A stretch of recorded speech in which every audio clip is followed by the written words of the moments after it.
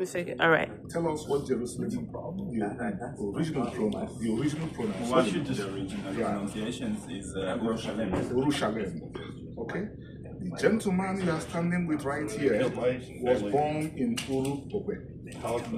Uru in Hebrew, Igbo, Akkadian, Ugaritic means the same thing. My father was born in Uru Okwe. I was born in Uru Okwe. My house, the only place I have a house in Nigeria is in Uru Okwe. Over 3,000 plus years from Abraham till today, the meaning of Uru has not changed. So what are we talking about? If you want to talk about capital, read that book about the Igbo and the Igbo languages. If the Igbo language is a Kwa language, Hebrew is also Kwa. If Hebrew is a Semitic language, Igbo is also Semitic. there's no question about this.